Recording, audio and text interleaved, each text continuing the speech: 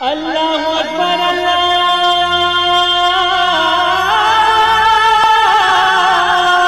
وبرکاتہ۔ الحمد للہ رب العالمین والصلاة والسلام علی اشرف الانبیاء والمرسلین نبینا محمد وعلی آلہ وصحبہ اجمعین ومن تبعہم بإحسان الی یوم الدین، اما بعد فاسألوا اہل الذکر ان کنتم لا تعلمون۔ میرے محترم ساتھیوں، بزرگوں، دوستوں، اسلامی بھائیوں اور بہنوں، سامعین و سامعات کرام، آج 23 محرم 1442 ہجری، 22 ستمبر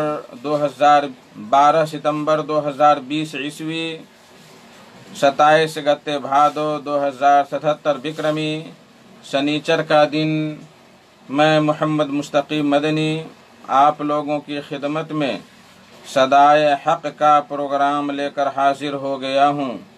آج لائیو پروگرام ہوگا اور آپ لوگوں کے سوالات کے جوابات دیے جائیں گے انشاءاللہ تبارک و تعالی۔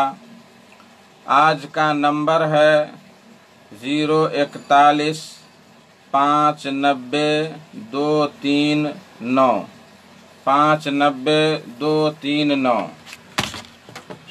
آپ لوگوں سے گزارش ہے کہ اس نمبر پر کال کر کے ہم سے جڑ سکتے ہیں اور رابطہ کر سکتے ہیں اور اپنے سوالات پیش کر سکتے ہیں۔ اللہ تبارک و تعالی فرماتا ہے کہ اگر تمہیں علم نہ ہو تو جانکار لوگوں سے پوچھ لیا کرو۔ اگر تمہیں علم نہ ہو تو جانکار لوگوں سے پوچھ لیا کرو۔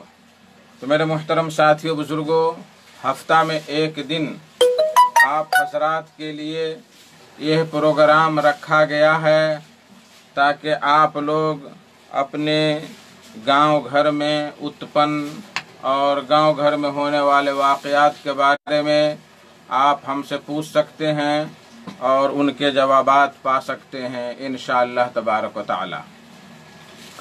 تو 041 590 239 یہ نیپال کے لیے ہے۔ وعلیکم السلام ورحمۃ اللہ وبرکاتہ۔ کون بھائی، کہاں سے؟ ہاں ہیلو، سن رہے ہیں، بولیے۔ وعلیکم السلام۔ اچھا جی، کیا حال خبر ہے؟ ہاں بولیے، سوال کیجئے۔ ہاں ٹھیک، الحمدللہ۔ کیا سوال ہے؟ جی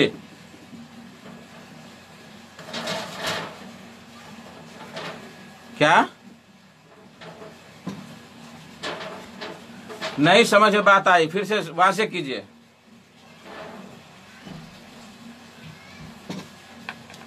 جی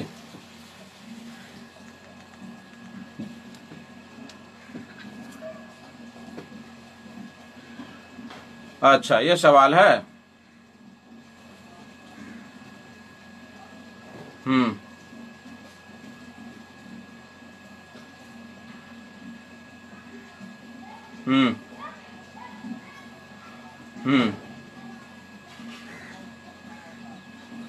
اچھا ٹھیک ہے، ٹھیک ہے۔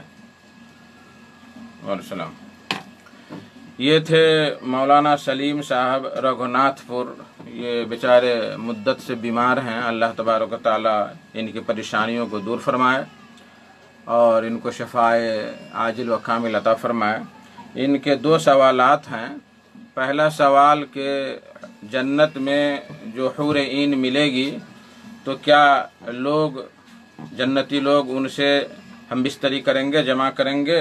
ہاں بالکل کریں گے۔ اسی کے لیے تو حور عین ملے گی، اسی لیے حور عین ملے گی کہ مرد وہاں ان سے ہم بستری کریں گے اور ان سے تلذذ حاصل کریں گے۔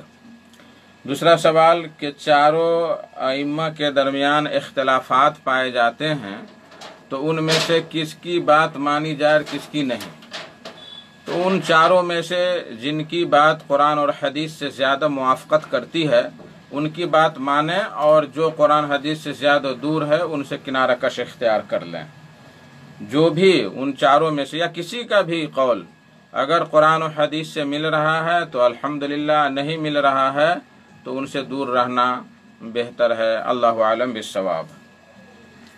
میرے بھائیو دوستو، 041590239 یہ جو ہے لائن کھلی ہوئی ہے، آپ اس پر کال کر سکتے ہیں اور سوالات کر سکتے ہیں اور اس کے جوابات پا سکتے ہیں انشاءاللہ تبارک و تعالی۔ اسی طریقے سے باہر رہنے والے، بدیش میں رہنے والے 00977 اور پھر اس کے بعد 41، پھر اس کے بعد 959239 ڈائل کر کے ہم سے جڑ سکتے ہیں اور سوالات کر سکتے ہیں، ہم سے جڑ سکتے ہیں اور سوالات کر سکتے ہیں۔ ہم تک آپ کی آواز اور آپ کا سوال پہنچ جائے گا انشاءاللہ تبارک و تعالی، اور اس کا جواب پائیں گے۔ اسی طریقے سے ہمارا یہ programme 2 Facebook I D پر چل رہا ہے۔ ایک جنک نندنی FM، اس پر آپ سن سکتے ہیں، اور NID نیپال اسلامک سینٹر، اس پہ آپ ہمیں دیکھ سکتے ہیں، سن سکتے ہیں اور اپنے سوالات پیش کر سکتے ہیں۔ تو آپ دنیا کے کسی کونا میں بھی ہیں تو آپ ہم سے جڑ سکتے ہیں انشاءاللہ تبارک و تعالی۔ میرے بھائیو دوستو بزرگوں، بہت سارے بھائی فیس بک سے بھی جڑے ہیں۔ محمد صغیر عالم، السلام علیکم ورحمۃ اللہ وبرکاتہ۔ وعلیکم السلام ورحمۃ اللہ وبرکاتہ۔ شکیل رین، السلام علیکم۔ وعلیکم السلام۔ محمد ظہیر الدین، السلام علیکم ورحمۃ اللہ وبرکاتہ۔ وعلیکم السلام ورحمۃ اللہ وبرکاتہ۔ کیا بچوں کے نماز جنازہ میں وہی دعا پڑھی جائے گی جو جوان یا بوڑھے لوگوں کی نماز جنازہ میں پڑھی جاتی ہے، یا کوئی اور بھی دعائیں ہیں؟ وہ بھی پڑھ سکتے ہیں، اللہم اغفر لحینا و میتنا و شاہدنا و غائبنا بھی پڑھ سکتے ہیں، اور بعد میں کہہ سکتے ہیں کہ اللہم اجعلہ ذخرا لابویہ ہے، اے اللہ اس کے لیے، اس بچے کو اس کے والدین کے لیے ذخیرہ آخرت بنا دے۔ اور بچوں کے حق میں جو دعا ہے وہ بچوں کے لیے دعا نہیں کی جائے گی، اس لیے کہ وہ معصوم عن الخطا ہے، اور وہ دعا ان کے والدین کے حق میں کی جائے گی۔ تو اس طرح سے جو ہے بچوں کے لیے جنازہ کی دعا مشہور معروف ہے۔ لیکن اگر کسی کو یاد نہ ہو اللہم اغفر لحینا و میتنا ہی پڑھ لے تو بھی انشاءاللہ تبارک و تعالی کافی ہے، اور اس بچے کے والدین کے حق میں دعا کریں اور ان کے صبر کے لیے دعا کریں، دعا کی جائے تو بہتر بات ہے۔ اللہ عالم بالصواب۔ 041590239 یہ لائن کھلی ہوئی ہے، اور اس پر آپ کال کر سکتے ہیں اور سوال کر سکتے ہیں۔ میرے محترم ساتھیوں، بزرگوں، دوستو، بہت سارے سوالات آئے ہوئے ہیں واٹس ایپ پر قطر اور دیگر ملکوں سے، جن کے جوابات انشاءاللہ تبارک و تعالی دینے کی کوشش کروں گا جہاں تک وقت ساتھ دے۔ جب تک ریڈیو پر نہیں آ رہا ہے کسی کا سوال تو میں چاہتا ہوں کہ واٹس ایپ کی طرف جایا جائے اور ان کے سوالات کے جوابات دیے جائیں۔ گزشتہ ہفتہ ہی فیس بک پر ایک بھائی نے سوال کیا تھا کہ خانہ کعبہ کے رہتے ہوئے نبی کریم صلی اللہ علیہ وسلم کو بیت المقدس کی طرف نماز پڑھنے کا کیوں حکم دیا گیا تھا؟ اس کے سائل تھے، پوچھنے والے تھے ابو الجان، بھائی ابو الجان۔ تو اس کا جواب سمجھنے کے لیے کچھ باتیں سمجھنا ضروری ہے۔ پہلی بات، مومن کی شان یہ ہے کہ جب اللہ کا حکم آ جائے تو اس پر سر تسلیم خم کرنا ضروری ہے، چاہے اس کی حکمت معلوم ہو یا نہ ہو۔ اللہ تبارک و تعالیٰ فرماتا ہے وَمَا كَانَ لِمُؤْمِنٍ وَلَا مُؤْمِنَةٍ إِذَا قَضَى اللَّهُ وَرَسُولُهُ أَمْرًا أَن يَكُونَ لَهُمُ الْخِيَرَةُ مِنْ أَمْرِهِمْ وَمَن يَعْصِ اللَّهَ وَرَسُولَهُ فَقَدْ ضَلَّ ضَلَالًا بَعِيدًا، سورہ احزاب آیت نمبر 36، کہ مومن مرد اور مومن عورت کے لیے یہ مناسب نہیں ہے، جائز نہیں ہے کہ جب اللہ اور اس کے رسول کوئی فیصلہ کر دے تو وہ اپنے کہے کہ اختیار میں چلا جائے کہ ہمیں یہ فیصلہ پسند نہیں ہے تو ہمیں یہ ہے تو ہمیں وہ ہے، وہ اختیار نہیں۔ جب اللہ اس کے رسول نے فیصلہ سنا دیا تو ہمارا اختیار ختم ہو جاتا ہے اور آمنا و صدقنا کہنا پڑے گا۔ ومن یعص اللہ ورسولہ، اور جو اللہ اس کے رسول کی نافرمانی کرے گا، فقد ضل ضلالا بعیدا، تو وہ بہت ضلالا مبینہ، تو بہت کھلی گمراہی میں چلا گیا۔ تو پہلی بات تو یہ ہوئی کہ ہمیں حکمت تلاش کرنے کی ضرورت نہیں ہے، اگر سمجھ میں بات آئی تو الحمدللہ، نہ سمجھ میں آئی تو آمنا و صدقنا۔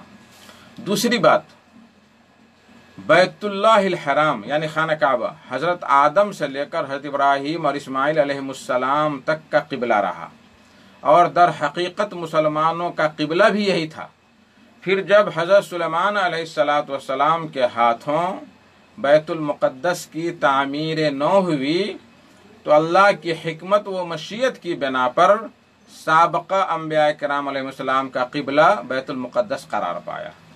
تو پتہ یہ چلا کہ خانہ کعبہ ہی اصل مسلمانوں کا قبلہ تھا، لیکن کسی حکمت کی بنا پر حضرت سلیمان علیہ السلام کے بعد آنے والے انبیاء کرام کا قبلہ بیت المقدس قرار پایا۔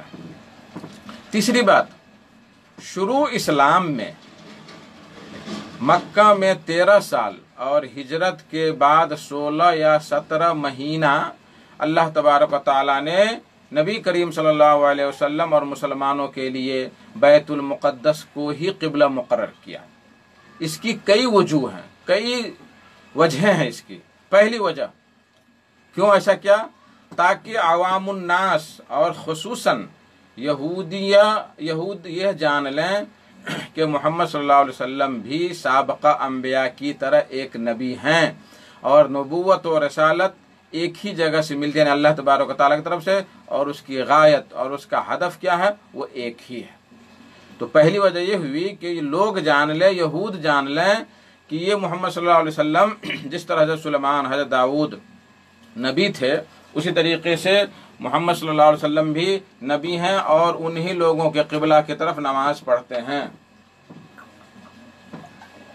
یہ بات جان لیں، پہلی بات یہ ہوئی۔ دوسری بات، جب تک نبی کریم صلی اللہ علیہ وسلم مکہ میں رہے تو آپ رکن یمانی اور حجر اسود کے درمیان کھڑے ہو کر اتر کی طرف رخ کر کے نماز پڑھا کرتے تھے، تاکہ خانہ کعبہ اور بیت المقدس دونوں ہی سامنے رہیں۔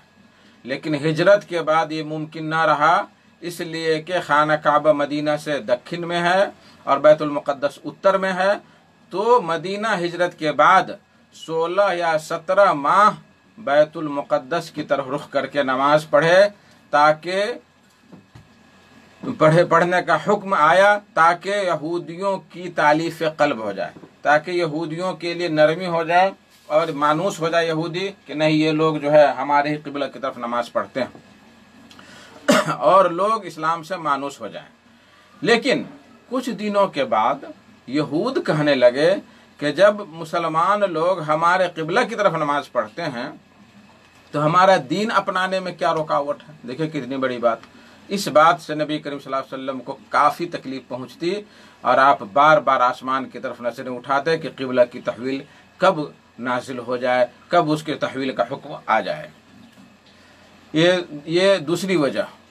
تیسری وجہ، زمانہ جاہلیت میں عرب اور خصوصاً اہل مکہ خانہ کعبہ کا بہت زیادہ احترام کیا کرتے تھے، بہت زیادہ احترام کیا کرتے تھے، اور اس چیز کو وہ لوگ قومی و سماجی وقار اور غرور کا سامان سمجھنے لگے۔ اسلام کی تو یہ لوگ غرور کا سامان سمجھنے لگے تھے،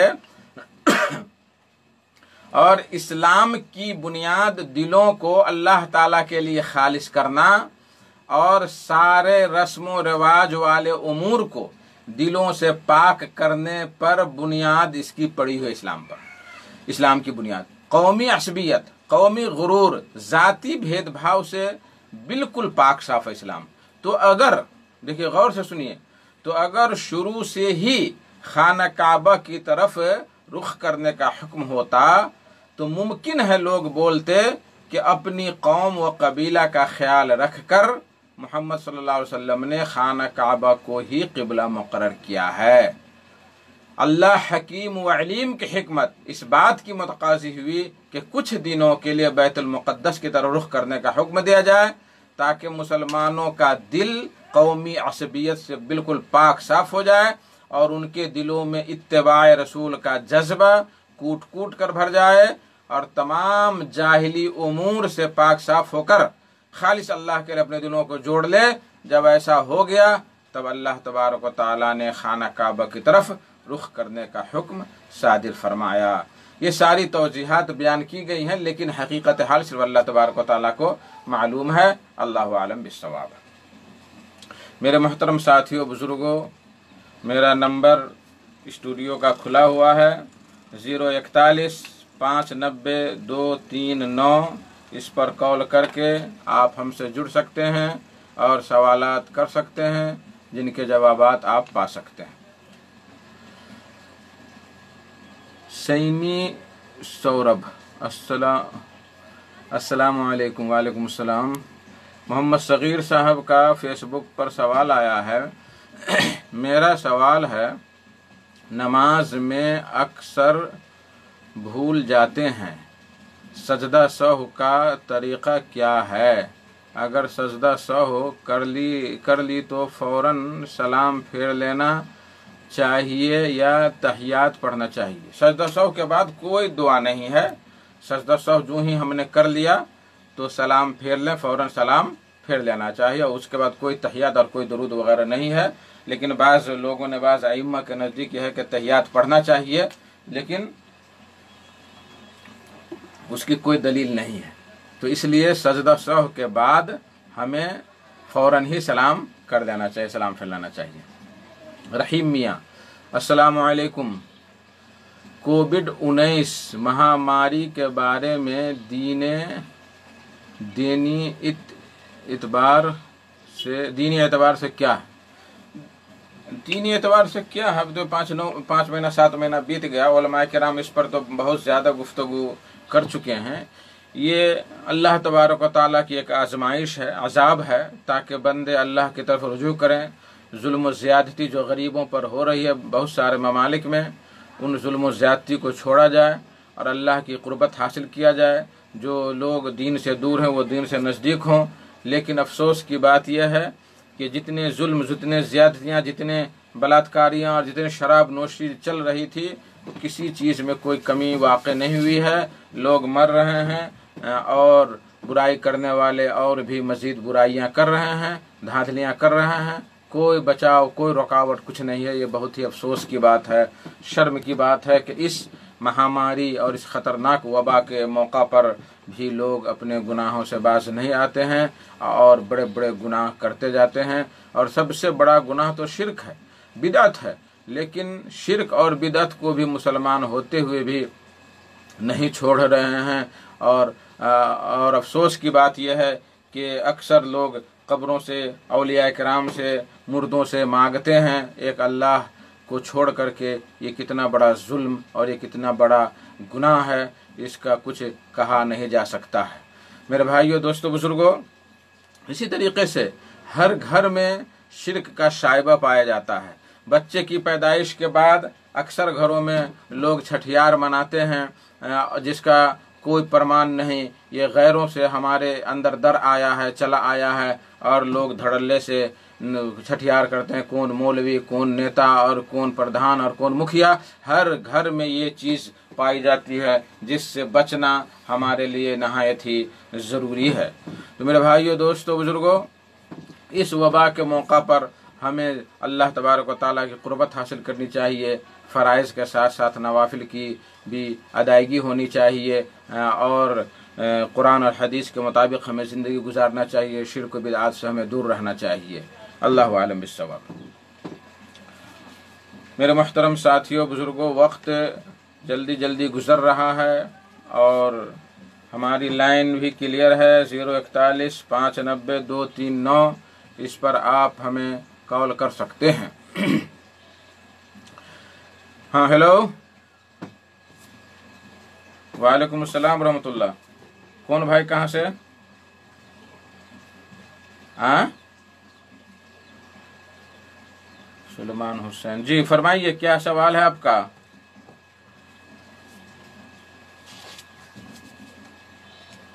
جی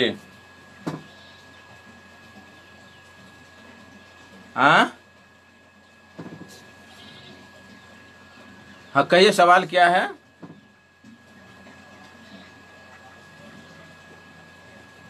اچھا اور کوئی دوسرا سوال؟ دیکھیے یہ سلیمان حسین صاحب جنک پور سے سوال کیے ہیں کہ وہابی اور دیوبندی حق پر ہے کہ نہیں. آپ کی کیا رائے ہے؟ آپ کی کیا رائے ہے کہ وہابی اور دیوبندی حق پر نہیں ہے؟ میں نہیں چاہتا ہوں کہ اپنے اس پروگرام میں ان چیزوں کے بارے میں جواب دوں. گزشتہ ہفتہ جب میں نے وہابیت کی تاریخ پر گفتگو کی تو کچھ لوگوں نے فون کر کے کہا کہ ان ساری چیزوں کو چھوڑ دیں، تو میں نہیں چاہتا ہوں. آپ خود حق کی تلاش کر رہے ہیں، تلاش کر لیجئے اور آپ کو پتہ چل جائے گا کہ کون حق پر ہے کون نہ حق پر ہے. لیکن ایک بات میں بتلا دوں کہ حق پر کون ہے اور فرقہ ناجیہ کون ہے اس کا قاعدہ نبی کریم صلی اللہ علیہ وسلم نے فرما دیا ہے. اللہ کے نبی صلی اللہ علیہ وسلم نے فرمایا کہ افترقت الیہود 71 فرقہ، کہ یہودی 71 فرقوں میں بٹ گئے اور نصارہ 72 فرقوں میں بٹ گئے. وستفترق امتی علی 73 فرقہ، اور میری امت کے لوگ 73 فرقوں 73 فرقوں میں بڑھ جائیں گے. کلہم فی النار الا واحدہ، کہ ہر ایک جہنم میں جائے گا، ہر ایک گروہ ہر ایک فرقہ جہنم میں جائے گا مگر ایک گروہ جہنم میں نہیں جائے گا. قالوا من ہم یا رسول اللہ، لوگوں نے کہا صحابہ کرام رضی اللہ تعالی عنہ اجمعین نے کہا کہ وہ کون گروہ ہے، وہ کون سا فرقہ ہے جو جہنم میں نہیں جائے گا. تو آپ صلی اللہ علیہ وسلم نے کتنا بہترین قاعدہ بیان فرما دیا کہ ما انا علیہ و اصحابی الیوم. الیوم بھی بعض روایت میں اور بعض روایت میں الیوم نہیں ہے، کہ وہ کام، وہ چیز، وہ دین جس پر میں ہوں آج اور میرے صحابہ کرام، اگر اس طرح سے اگر کوئی اپنی زندگی گزار رہا ہے، کوئی فرقہ کوئی گروہ، تو وہی جنتی ہے اور وہی حق پر ہے اور وہی صحیح ہے. پھر سے میں یہ قاعدہ دہرا رہا ہوں کہ وہ گروہ، وہ فرقہ جو نبی کریم طریقہ پہ، صحابہ کرام رضی اللہ تعالی عنہ اجمعین کے طور طریقہ پر ہوگا، وہی فرقہ جنتی ہے اور وہی ناجیہ گروہ ہے اور وہ جہنم میں نہیں جائے گا. اب آپ ٹٹول سکتے ہیں سلیمان حسین صاحب یا سامعین کرام صاحب، آپ ٹٹول سکتے ہیں اگر اللہ نے علم دیا ہے تھوڑا بہت بھی، تو تعصب کا چشمہ ہٹا کر کے، اپنے ہی کو حق پر نہ مان کر کے، پورے تعصب کو ہٹا کر کے، آپ کے پاس اللہ کی کتاب قرآن موجود، جو کہ تو موجود ہے جیسا کہ نبی صلی اللہ علیہ وسلم پر نازل ہوئی. اسی طریقے سے بخاری شریف اصح الکتب بعد کتاب اللہ تعالی، سب سے صحیح کتاب اگر ہے حدیث میں تو بخاری شریف ہے، مسلم شریف ہے، بعدہ ابو داود ہے، ترمذی ہے، نسائی ابن ماجہ ہے، مسند احمد ہے، موطا امام مالک ہے، وغیرہ وغیرہ. ساری چیزیں موجود ہیں آپ کے سامنے. آپ ان کو کھول کر کے تحقیق کریں، 1-2 مہینہ آپ وقت لگائیں اور فرقہ ناجیہ کو تلاش کریں. انشاءاللہ تبارک و تعالی ان کتابوں کے مطالعہ سے آپ کو فرقہ ناجیہ مل جائے گا انشاءاللہ تبارک و تعالی. اللہ عالم بالصواب. لائن کھلی ہوئی ہے، اور بھی کوئی ہیلو اور بھی کوئی بھائی سوالات کرنا چاہتے ہیں تو ان کے لیے لائن کھلی ہوئی ہے، سوالات کر سکتے ہیں اور جوابات پا سکتے ہیں. محمد خلیل السلام علیکم. وعلیکم السلام ورحمۃ اللہ وبرکاتہ. ویسے بہت سارے سوالات میرے پاس ابھی ہیں اور فیس بک والے آج لگ رہا سوئے ہوئے ہیں. آج کل صحابہ کرام رضی اللہ تعالی عنہم اجمعین پر بہت زیادہ حملے ہو رہے ہیں، اور حضرت ابو ہریرہ رضی اللہ تعالی عنہ جو نبی کریم صلی اللہ علیہ وسلم کے شاگرد رشید ہیں اور صحابہ کرام میں سب سے زیادہ احادیث کے حافظ ہیں، ان پر بھی کچھ بدبختوں نے کیچڑ اچھالا ہے. میرے بھائیوں، سورج پر تھوکو گے تو وہ تھوک اپنے آپ پر گرے گا. تو انبیاء صحابہ کرام یہ سورج ہیں، ستارے ہیں، ان پر تھوکو گے تو خود برباد ہو جاؤ گے، خود منافقت کی صف میں چلے جاؤ گے۔ اسی طرح سے ایک ساتھی کا سوال آیا واٹس ایپ پر کہ صحابہ کرام رضی اللہ تعالیٰ عنہم اجمعین کو برا بھلا کہنے والے کا کیا حکم ہے؟ ایک سائل، دیکھیے صحابہ کرام کا تقدس اور صحابہ کرام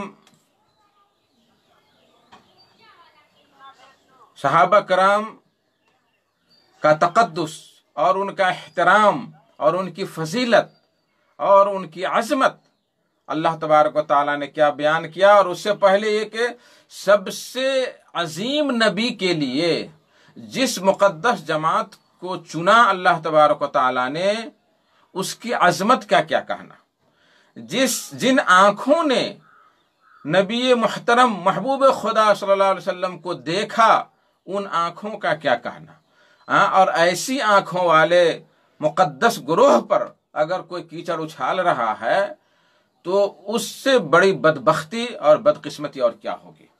اللہ تبارک و تعالیٰ فرماتا ہے محمد الرسول اللہ والذین معہ شداء علی الکفار رحماء بینہم، محمد اللہ کے رسول ہیں اور ان کے ساتھ جو لوگ ہیں وہ سخت ہیں کافروں پر اور آپس میں رحم دل ہیں، تراہم رکعا سجدا، کہ ان کو تم دیکھو گے رکوع کرنے والے، سجدہ کرنے والے، رکوع کرتے ہوئے، سجدہ کرتے ہوئے۔ دیکھیں کیا تعریف ہے صحابہ کرام کی، یبتغون فضلا من اللہ ورضوانا، یہ لوگ اللہ کے فضل اور خوشنودی کو تلاش کرنے والے ہیں۔ سیماہم فی وجوہہم من اثر السجود، ان کے چہروں پر سجدہ کے اثر سے نشانی پڑی ہوئی ہے۔ آگے پھر تورات کی، انجیل میں کیا کیا مثالیں ہیں صحابہ کرام کی، اس کے بارے میں بیان کیا۔ سورہ فتح آیت نمبر 29۔ ایک اور آیت میں اللہ تبارک و تعالیٰ فرماتا ہے والسابقون الاولون من المہاجرین والانصار والذین اتبعهم باحسان رضی اللہ عنہم ورضوا عنہ، کہ سبقت کرنے والے مہاجرین جیسے ابو بکر ہیں، عمر ہیں، بعض علماء نے کہا کہ ہجرت سے پہلے ایمان لانے والے مسلمان، والانصار، اور یہ انصاری لوگ، والذین اتبعهم باحسان، اور جو لوگ ان کی اتباع کرتے ہیں اچھی طرح سے، اللہ ان سے راضی ہو گیا اور اللہ سے بھی یہ لوگ راضی ہو گئے۔ دنیا ہی میں بشارت مل گئی رضا کی، اللہ تعالیٰ کی رضا کی، اور کتنے صحابہ کرام کو اللہ کے نبی صلی اللہ علیہ وسلم نے دنیا ہی میں بشارت دے دی ہے۔ 10 عشرہ مبشر تو مشہور ہیں، اس کے بعد جو ہے بدری صحابی مشہور ہیں، ان کے بعد جو ہے 1400 صحابہ کرام جو بیعت کیے، بیعت حدیبیہ، بیعت رضوان، ان سے بھی اللہ راضی ہو گیا۔ تو اس طرح سے آپ شمار کریں تو سارے صحابہ کرام اس میں داخل ہو جاتے ہیں۔ وَعَدَّ لَهُمْ جَنَّاتٍ تَجْرِي مِن تَحْتِهَا الْأَنْهَارُ وَعَدَّ لَهُمْ جَنَّاتٍ تَجْرِي تَحْتَهَا الْأَنْهَارُ خَالِدِينَ فِيهَا أَبَدًا ذَلِكَ الْفَوْزُ الْعَظِيمُ، اور اللہ نے ان کے لیے ایسی نہریں تیار رکھی ہیں جن کے نیچے ایسی جنتیں تیار کر رکھی ہیں جن کے نیچے نہریں جاری ہیں، ہمیشہ ہمیشہ اس میں رہیں گے۔ یہ بہت بڑی کامیابی ہے۔ سورہ توبہ آیت نمبر 100۔ دیکھیے یہ قرآنی آیات، نبی کریم صلی اللہ علیہ وسلم نے فرمایا، ابو سعید خدری رضی اللہ تعالیٰ عنہ کی روایت ہے، لا تسبوا اصحابی، میرے صحابہ کرام کو گالی نہ دو۔ اس میں صرف ابو بکر، عمر، عثمان ہی نہیں ہیں، اس میں معاویہ بھی داخل ہیں، اور اس میں جو ہے ابو ہریرہ رضی اللہ تعالیٰ عنہ، سارے صحابہ کرام داخل ہیں۔ جس کی آنکھ نے نبی صلی اللہ علیہ وسلم کو دیکھا ایمان کی حالت میں، اور اس کی وفات بھی ایمان کی حالت میں ہوئی، وہ سب صحابی ہیں۔ ایک بار پھر سنیں کہ جو شخص نبی کریم صلی اللہ علیہ وسلم کو ایمان کی حالت میں ملاقات کیا اور اس شخص کی وفات بھی ایمان کی حالت میں ہوئی، تو وہ سارے کے سارے صحابہ کرام ہیں۔ فَلَوْ أَنَّ أَحَدَكُمْ أَنفَقَ مِثْلَ أُحُدٍ ذَهَبَ مَا بَلَغَ مُدَّ أَحَدِهِمْ وَلَا نَصِيفَهُ، اگر تم میں کا کوئی شخص احد پہاڑ کی طرح، اپنے یہاں کہیں گے ہمالیہ پہاڑ کی طرح، احد پہاڑ کی طرح بھی اگر سونا خرچ کرے گا، تو صحابہ کرام نے جو ایک مد اس کو کہتے ہیں، ایک لپ کو، ایک لپ یا 2 لپ، ایک لپ کو کہتے ہیں، تو ایک لپ جو خرچ کیا ہے کھجور یا جو یا گیہوں، یا اس کے آدھا کی حقیقت تک بھی نہیں پہنچ سکتا۔ احد پہاڑ کے برابر اگر کوئی آدمی سونا خرچ کرے صحابہ کے علاوہ، تو صحابہ نے جو خرچ کیا ہے ایک مد یا ایک لپ گیہوں یا جو یا سونا یا چاندی چاہے جو بھی، تو اس کے برابر یا اس کا آدھا بھی نہیں پہنچ سکتا۔ یہ ہے فضیلت صحابہ کرام کی۔ یہ حدیث کہاں ملے گی آپ کو؟ ہاں ہیلو، ہاں کون بھائی کہاں سے؟ ہاں بولیے۔ وعلیکم السلام، کون کہاں سے؟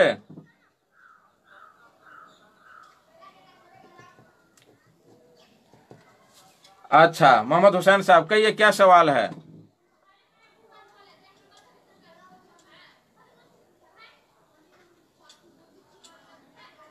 جی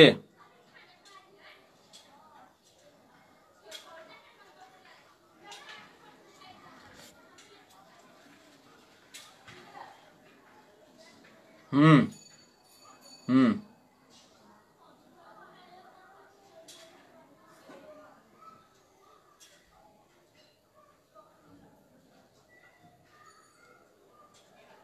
میں سمجھا نہیں سوال، میں سوال نہیں سمجھا۔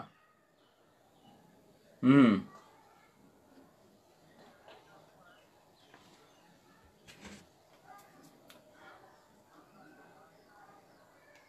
ہاں دنیا ہی میں مانگ لو۔ ہوں ہوں ہوں ہوں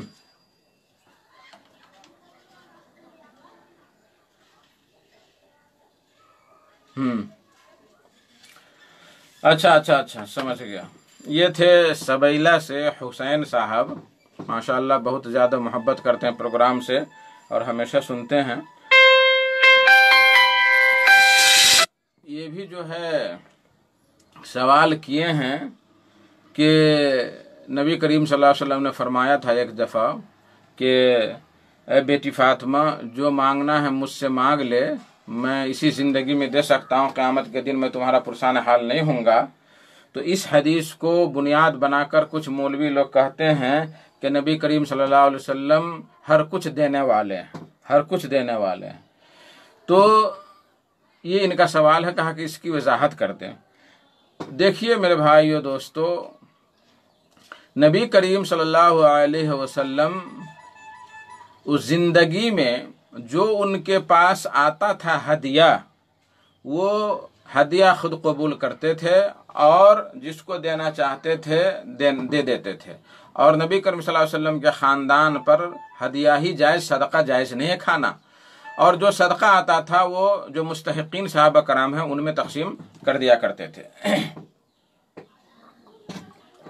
تو یہاں جو ایک پوائنٹ کی بات ہے کہ نبی صلی اللہ علیہ وسلم فرمایا کہ میں اس زندگی میں جو دینا چاہتا ہوں وہ تم مانگ سکتے ہو، میرے مال سے جو کچھ مانگنا چاہتے ہو مانگ لو، میں دعا کروں گا اللہ سے تو ہو سکتا ہے مل جائے۔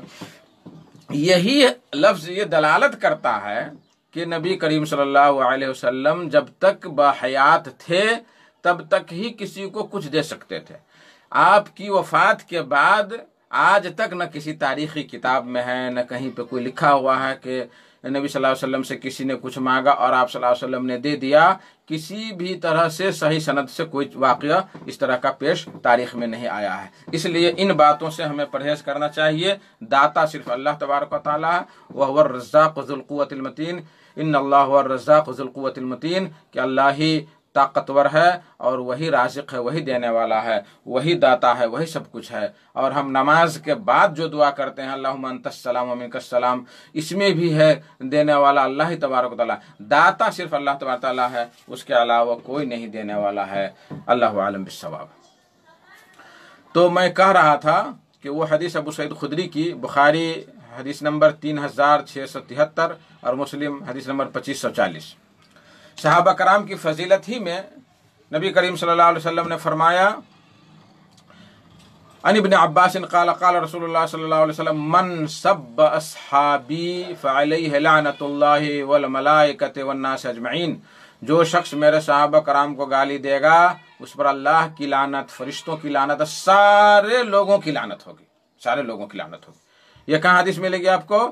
المعجم الکبیر طبرانی میں 12709، اور شیخ البانی نے فرمایا کہ مجموع طرق ملا کر کے یہ حدیث मेरे नज़दीक हसन हो गई है। देखिए ये लफ्ज़ कहाँ मिलेगा आपको, सिलसिला सहीहा हदीस नंबर 2340 के तहत। मेरे भाइयों दोस्तों, इस हदीस से भी सहाबा कराम की अज़मत और फजीलत वाज़ेह होती है।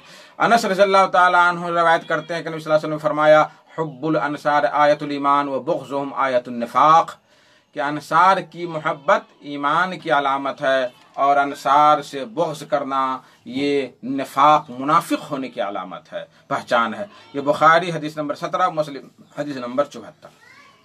मेरे मोहतरम सामीन किराम, इन आयात व अहादीस से सहाबा कराम रज़ियल्लाहु ताला अन्हुम अजमईन की अज़मत, फजीलत और ईमान में मजबूती साबित होती है। जो लोग ऐसे पाक बाज हस्तियों को बुरा भला कहते हैं वो आया मुनाफिक है या इस्लाम से खारिज है। सहाबा कराम को बुरा भला कहने वाले देखिए कितनी मशाकिल में दाखिल होते हैं। पहली मुश्किल क्या है कि उन आयात व अहादीस का इनकार जो सहाबा कराम की फजीलत पर दलालत करती हैं, और जो आदमी कुरान की एक आयत भी इनकार कर दे तो वो मुसलमान कैसे रह सकता है। सहाबा कराम में तो सारे लोग शामिल हैं, हज़रत मुआविया रज़ियल्लाहु ताला अन्हु भी शामिल हैं, सारे लोग शामिल हैं। दूसरा, पूरे कुरान और हदीस का ज़ख़ीरा मशकूक हो जाएगा। जितने भी हमारे पास इल्म की बातें आई हुई हैं, कुरान हदीस का ज़ख़ीरा है, वो सब मशकूक हो जाएगा। बल्कि इस्लाम की जड़ ही खोखली हो जाएगी, क्योंकि हज़रात सहाबा कराम रज़ियल्लाहु ताला अन्हुम अजमईन ही के वास्ते से ये सारी चीज़ें हम तक आई हैं। और जब वास्ता ही मशकूक हो जाए तो उसकी बयान करदा बातें कैसे दुरुस्त हो सकती हैं। मेरे भाइयों दोस्तों, कुछ बदबख्त लोग हज़रत अबू हुरैरा रज़ियल्लाहु ताला अन्हु पर भी कीचड़ उछाला, किसी ने उनको गैर फ़क़ीह कहा, और आजकल एक दल बदलू, ईमान बदलू, मनहज बदलू, जिधर खीर उधर भीड़ लगाने वाला मौलवी जिसका नाम सलमान नदवी है, लखनऊ का रहने वाला, इसका कहना है कि अबू हुरैरा रज़ियल्लाहु ताला अन्हु दरबारी मौलवी थे। नऊज़ुबिल्लाह, दरबारी मौलवी थे। इस ईमान के दुश्मन ने पहले सऊदिया का किस्सा ये पढ़ता था, जब वहाँ से टुकड़ा आना बंद हो गया तो गालियाँ देने लगा, बल्कि वहाँ के हुक्मरानों को काफिर तक कहने लगा। फिर अबू बकर बगदादी दाइशी को खलीफा वक्त कहा, फिर हुकूमत हिंद की तारीफ के पुल बांधा, फिर अहले हदीस को अपने निश्तर का निशाना बनाया। जब हर जगह से धुतकारा गया तब ये शैतान अब शिया रवाफिज की कमीनगाह से सहाबा कराम और हज़रत अबू हुरैरा रज़ियल्लाहु अन्हु पर तीर बरसाना शुरू कर दिया। मेरे भाइयों दोस्तों, मैं एक हदीस पेश करना चाहता हूँ और ख़त्म करना चाहता हूँ इस मौजू को। अबू हुरैरा रज़ियल्लाहु ताला अन्हु, एक लंबी हदीस है कि नबी सल्लल्लाहु अलैहि वसल्लम से अबू हुरैरा ने कहा कि अल्लाह के नबी, मेरे लिए और मेरी माँ के लिए आप दुआ कर दे कि मोमिनों के नज़दीक मैं और मेरी माँ महबूब हो जाएं। तो अल्लाह के नबी सल्लल्लाहु अलैहि वसल्लम फरमाया कि अल्लाहुम्मा हब्बिब उबैदका हाज़ा व उम्महु इला इबादिकल मोमिनीन, कि अल्लाह तेरे बंदा अबू हुरैरा और उसकी माँ को मोमिन बंदों के पास महबूब कर दे और मोमिनों का दिल इनकी तरफ राज माइल कर दे। अबू हुरैरा कहते हैं कि फमा खुलिक़ मुअमिनुन यस्मउ बी वला यरानी इल्ला अहब्बनी, कि कोई भी मोमिन पैदा नहीं किया जाएगा जो मेरे बारे में सुनेगा या मुझे देखेगा मगर वो मुझसे मोहब्बत करेगा। अब सलमान नदवी अपना ईमान खुद जो है वो टटोले कि वो मोमिन है क्या है। अबू हुरैरा से मोहब्बत करने वाला मोमिन और उससे बग़्ज़ करने वाला मुनाफिक, और वो इस्लाम से खारिज है। मेरे भाइयों दोस्तों बुजुर्गों, ये हो गया, मेरा वक्त भी बहुत कम रह गया है।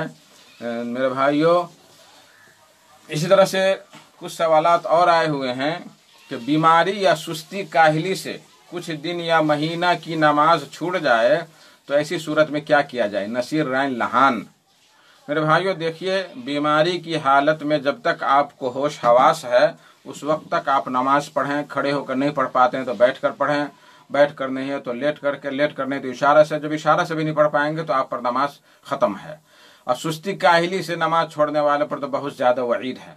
जब अल्लाह ने आपको हिदायत दी तो आप अगर चाहते हैं कि बीमारी की हालत में अगर आप गिन सकते हैं कि 2 दिन की या 2 नमाज़ें या 4 नमाज़ें हमारी छुट्टी हैं तो आप उसकी क़ज़ा कर लें। और अगर बहुत ज़्यादा ताकत से बाहर हैं तो आप तौबतन नसूह करें, सही तौबा करें और ये अज़्म मुसम्मम करें कि आइंदा नमाज हम नहीं छोड़ेंगे किसी भी सूरत से।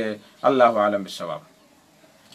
और सवाल आया है कि परदेश में रहते लोगों से कर्जा लिया फिर वापस नहीं किया, अब कर्जा की अदायगी करना चाहता हूँ लेकिन दूर की वजह से पहुंचाना नामुमकिन है, ऐसे में क्या किया जाए? मजहर इमाम लोहना।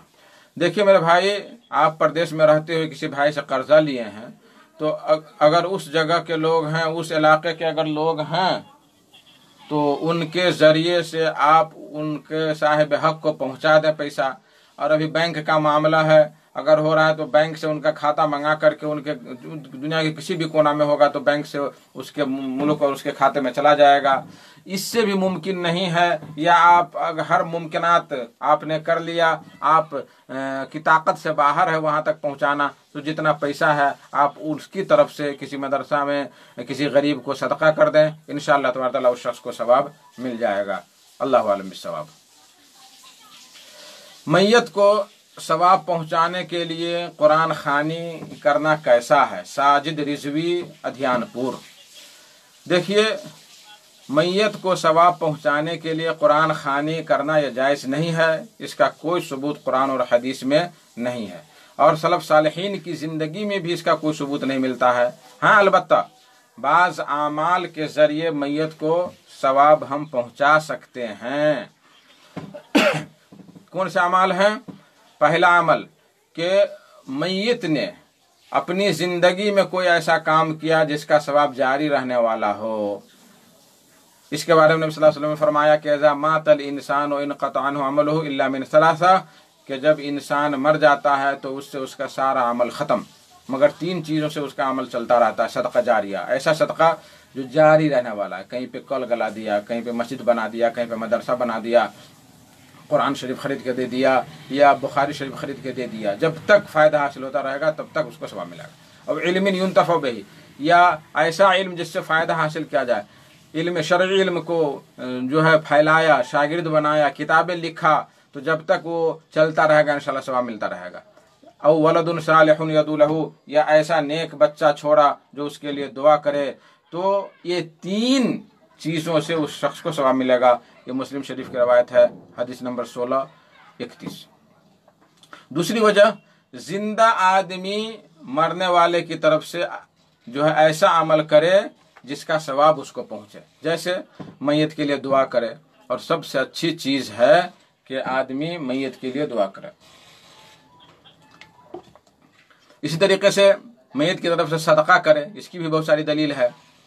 मैयत की तरफ से हज और उम्रा करे, इसकी भी बहुत सारी दलील है। अल्लाहु आलम बिस्सवाब। इसी तरीके से सवाल आया हुआ है, बाप अगर 5 बेटों में से किसी एक को ज़मीन ज़्यादा दे तो ऐसा करना जायज़ है? अब्दुल बारी मोहली, ऐसा करना कतन जायज़ नहीं है। हाँ, अलबत्ता दूसरे बेटे सब राज़ी हैं तो कोई मुश्किल नहीं है, लेकिन अगर राज़ी नहीं है तो एक बेटे को ज़्यादा देना यह कतन जायज़ नहीं है, ये बिल्कुल गलत है। इसकी दलील है कि हज़रत नुमान बिन बशीर रज़ियल्लाहु ताला अन्हु नबी सल्लल्लाहु अलैहि वसल्लम के और नुमान बिन बशीर के वालिद नबी सल्लल्लाहु अलैहि वसल्लम के पास आए, उन्होंने कहा कि मैंने अपने बेटा को कुछ ज़्यादा दे दिया है। तो आप सल्लल्लाहु अलैहि वसल्लम ने फरमाया कि क्या हर बच्चे को उतना दिए हो? तो कहा कि नहीं। तो कहा कि लौटा लो उसको, बराबर बराबर करो। एक दूसरी रवायत में, ये बुखारी की रवायत है, एक दूसरी रवायत में आया है कि इदलू बैना औलादकुम इदलू बैना अबनाकुम, अपनी औलाद के दरमियान, अपने बाल बच्चों के दरमियान इंसाफ करो। ये सुनन नबी दाऊद की रवायत है। तो इस हदीस से पता चला कि बेटे के दरमियान, बच्चों के दरमियान इंसाफ करना नहायत ही ज़रूरी है। अगर कोई ज़्यादा सेवा किया और उसको ज़्यादा दे दिया तो ये गलत है। सेवा करना तो बच्चों पर हक है, बच्चों पर वाजिब है ये। हाँ, अगर वो कर रहा है तो आखिरत के लिए कर रहा है, माँ बाप के दौलत के लिए नहीं कर रहा है, तो इसलिए ऐसा करना कतअन गलत है। अगर कोई अपनी बहन की शादी में जहेज के तौर पर सारा सामान दे तो उसे भी विरासत का हक है। अबरार कबाड़ी बर्दी बांस। इसका जवाब मैं गुज़श्ता हफ्ता दे चुका हूँ। आप गुज़श्ता हफ्ता वाला प्रोग्राम यूट्यूब में मुलाहज़ा कर लें, सदाए हक यूट्यूब में, इंशाअल्लाह तबारक तआला उसका जवाब आपको मिल जाएगा। अब देखिए फेसबुक पर क्या सवालात आए हुए हैं। वैसे तो अब टाइम भी बहुत करीब है। मोहम्मद सगीर साहब, क्या ओझड़ी खाना हराम है? बकरा या बड़े जानवर का। देखिए इसका भी मैं जवाब मुफस्सल दे चुका हूँ। ये भी आप सदाए हक लिखेंगे तो यूट्यूब आपको मिलेगा, उसमें मैं 2, 3, 4 हफ्ता पहले मैं मुफस्सल जवाब दे चुका हूँ, आप वहाँ मुलाजा कर सकते हैं। मोहम्मद खलील, जो इस्लाम से फिर जाए तो वाजिबुल कत्ल क्यों? इसलिए कि उसने बहुत बड़ी नाफरमानी की। अल्लाह का हुक्म यह है, अल्लाह का हुक्म यह है, उसने इस्लाम के साथ खिलवाड़ किया है। मैं इस पर मुफस्सल गुफ्तगू नहीं करना चाहता हूँ इस मौका से। शकील रैन, शेख एक सवाल है कि अच्छे अखलाक के लिए कौन सा दुआ करें?